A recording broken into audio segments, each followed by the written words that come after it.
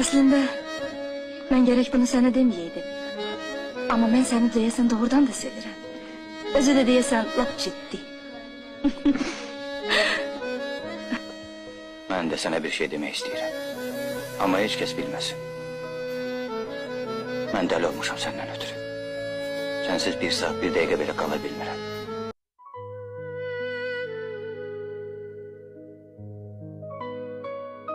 Bəzən sevgi qovuşmaq üçün yox, insanın qəlbində silinməz iz bıraxmaq üçün gəlir. Zaur və təxminə də məhz belə bir hekayədir. Sevdiği insanı itirməyin ağrısını yaşayanlar bu filmi sadəcə izləmir, onu yaşayırlar. Çünki bəzi ayrılıqlar sözlə izah olunmur. İllər keçsə də ürəkdən çıxmır. Zaurun susqunluğu, təxminənin həsrəti bizə göstərir ki, ən böyük ağrı bəzən sevdiyin insanı unuda bilmədiyin halda onsuz yaşamağa məcbur olmaqdır. Həyat davam edir, zaman keçir. Amma bəzi sevgilər var ki, nə zamanın, nə də məsafənin gücü çatır onları unutturmağa.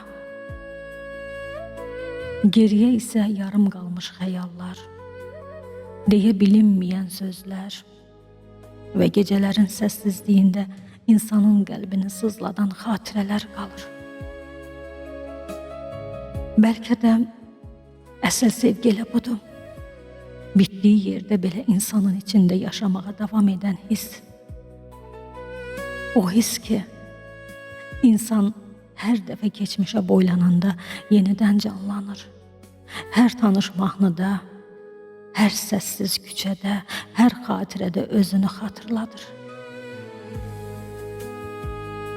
Unutmağa çalışsan da qəlbinin ən dərin yerində gizlənib qalır.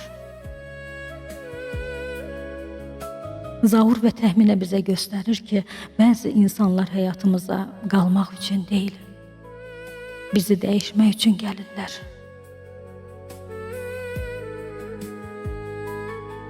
Onlar gedəndən sonra belə düşüncələrimizdə, hisslərimizdə yaşayırlar.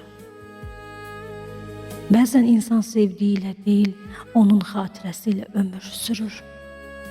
Çünki bəzi sevgilər qovuşmaqla deyil, həsrətlə böyüyür və zaman keçdikcə daha da dərinləşir. Hər kəsin həyatında bir təxminə, bir zaur olur.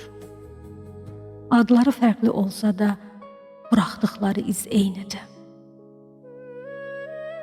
İllər sonra belə yada düşəndə qəlbdə qəribə bir sızı yaradırlar.